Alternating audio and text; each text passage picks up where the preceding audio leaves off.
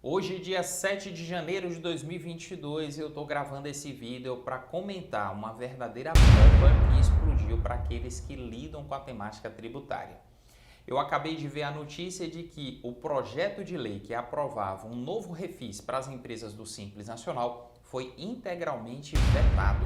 E a gente precisa analisar todas as consequências dessa decisão do Poder Executivo, especialmente para aquelas empresas que são optantes do Simples Nacional, estão em débito com o recolhimento de seus tributos, mas precisam regularizar a sua situação fiscal como uma condição de sobrevivência. Fica comigo nesse vídeo que a gente vai comentar tudo que há de mais importante em relação a essa matéria e quais são as possíveis soluções para esse problema, principalmente para você que assessora empresários com esse perfil ou que de repente é um empresário que estava no aguardo da aprovação dessa oportunidade de renegociação dos seus débitos. Enquanto você assiste a vinheta, aproveita para se inscrever no nosso canal e curtir esse vídeo.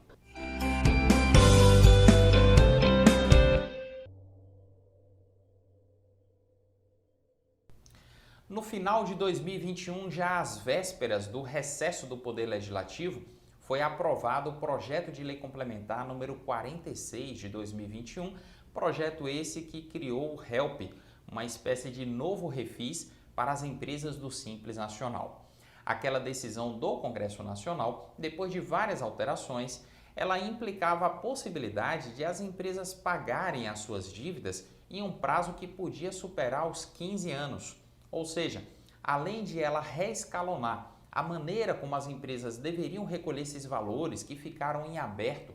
por um período muito superior àquele que é do parcelamento ordinário, que é de no máximo 60 meses, esse programa também trazia um outro benefício importante: a redução nos encargos incidentes sobre essa dívida, redução que era maior quanto maior foi o impacto da pandemia sobre as receitas de cada empresa optante do Simples Nacional. Para explicar melhor, uma empresa que entre março de 2020 e dezembro daquele mesmo ano teve uma redução de 80% ou mais no seu faturamento em comparação com o mesmo período de 2019, teria direito a uma redução muito significativa na multa, nos juros e eventuais encargos sobre a dívida ativa, se essa dívida já estivesse no âmbito da Procuradoria da Fazenda Nacional. Ocorre que, depois dessa decisão do Congresso, que foi inclusive uma aprovação maciça, contando com apenas 10 votos contrários e uma adesão aí da maioria esmagadora dos deputados, inclusive muitos deles da base governista, a nossa expectativa é de que no máximo agora, até dia 7 de janeiro, o governo teria que sancionar e publicar essa lei e isso aconteceria assim como aconteceu, por exemplo, com a prorrogação do regime da desoneração da folha de salários. Para nossa surpresa, hoje de manhã, 7 de janeiro, nós vimos veiculada a notícia de que esse projeto foi vetado. E quais as razões que levou o Executivo a tomar essa decisão? Olha, em um ano eleitoral, como é o ano de 2022, uma decisão impopular dessa natureza certamente não é de interesse do Poder Executivo, mas havia uma discussão técnica por trás. E a discussão envolvia o conceito de renúncia fiscal e a falta de atendimento a uma disposição constante lá do artigo 14 da Lei de Responsabilidade Fiscal. O conceito de renúncia fiscal implica dizer aquilo que for considerado como renúncia fiscal só pode ser aprovado em uma lei se houver uma medida compensatória, por exemplo, um aumento de algum outro tributo que venha a cobrir o valor que deixou de ser arrecadado por força dessa renúncia fiscal. E isso não foi contemplado no projeto de lei que a gente está discutindo aqui. Mas tem um outro detalhe interessante que a gente pode trazer para a discussão. É que na Lei de Diretrizes Orçamentárias, aprovada também no ano passado, o Congresso Nacional excluiu a parcela do Simples Nacional, que era até então considerada como renúncia fiscal, do montante total das renúncias contempladas ali. E esse montante de renúncia fiscal equivalia a mais de 70 bilhões de reais. Só que aí eu não estou falando de parcelamento do Simples Nacional. Para você entender melhor, a Receita Federal entende que quando uma empresa entra no Simples Nacional, se ela paga menos tributos, ela acaba se favorecendo de um benefício em comparação àquilo que ela pagaria se fosse, por exemplo, do regime do lucro real ou do lucro presumido. Mas existem duas ressalvas aí que, do ponto de vista técnico, precisam ser consideradas. Primeiro, a empresa que adere ao Simples Nacional, ela não está se valendo necessariamente de um benefício. Existe empresa que está no Simples Nacional e que está pagando mais do que pagaria no lucro real ou no lucro presumido, e às vezes adere a essa sistemática mais pela facilidade de fazer a gestão ali na apuração dos seus tributos e no seu recolhimento, já que ela se livra aí de uma série de obrigações acessórias que oneram muito a empresa, principalmente com serviços contábeis mais caros e mais complexos.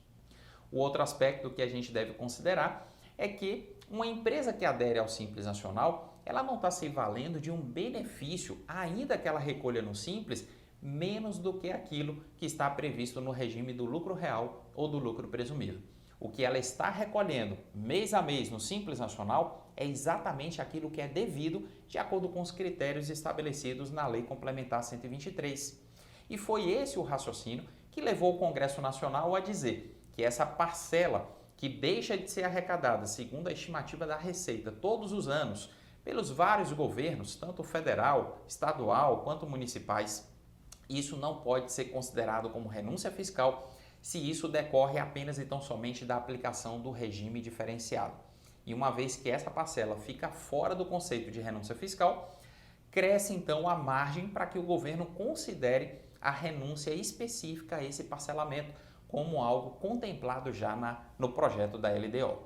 O fato é que, diante de toda essa controvérsia, a área técnica do governo preferiu não arriscar, porque uma eventual violação da Lei de Responsabilidade Fiscal iria implicar em várias consequências políticas muito graves e que o Congresso Nacional, agora tomando a decisão de derrubar esse veto, vai acabar eximindo o Executivo de qualquer implicação dessa natureza. Por isso a gente pode dizer, o empresário que está devendo o Simples Nacional precisa contar agora com o Congresso Nacional, que teve a sensibilidade de aprovar o projeto no final do ano, e a gente acredita vai ter a sensibilidade para derrubar esse veto. Ocorre que a gente está diante do recesso legislativo e isso não vai acontecer antes de 1º de fevereiro de 2022. Ocorre que ainda assim, no início de fevereiro, a gente não pode dizer que o Congresso vai pautar obrigatoriamente essa questão já nos primeiros dias. A gente precisa estar atento ao fato de que o Congresso vai colocar essa questão em pauta a depender da pressão que existir sobre ele para que esse projeto seja logo objeto de análise e esse veto seja derrubado ou não, ou então, passado alguns dias, a gente vai ter a incidência da regra automática de trancamento da pauta se esse veto não for analisado. E como é que funciona isso? Se o Congresso não aprecia espontaneamente, antes do prazo limite, a derrubada ou não desse veto, a partir de um determinado momento, aquele veto vai entrar na ordem do dia e qualquer outra deliberação do Congresso Nacional só vai poder acontecer depois que esse veto for apreciado. Como a aprovação do projeto contou com adesão maciça ali tanto dos senadores no primeiro instante como dos deputados, e lá na Câmara dos Deputados em dezembro a gente teve mais de 350 votos favoráveis contra apenas 10 votos contrários, a gente acredita que há um ambiente muito favorável para que esse veto seja derrubado. Agora, empresas que estavam aguardando a publicação dessa lei ainda no mês de janeiro para regularizar suas dívidas e poder permanecer no Simples Nacional ao longo desse período, elas vão ter que aguardar porque essa adesão, se o Congresso derrubar o veto, só vai poder ser realizada no decorrer do mês de fevereiro ou, quem sabe, ali no mês de março. E você, o que achou de toda essa polêmica? Não deixe de publicar aqui os seus comentários, de curtir esse vídeo e de compartilhar com outras pessoas que possam se interessar por esse conteúdo. Afinal de contas, a gente está diante de uma situação que vai atingir milhões de empresas e isso vai se repercutir sobre um número ainda maior de pessoas, muitas pessoas inclusive que dependem da saúde financeira dessas empresas para manter os seus empregos e os seus rendimentos. Eu encontro você aqui num próximo vídeo. Muito obrigado pela sua audiência. Até a próxima.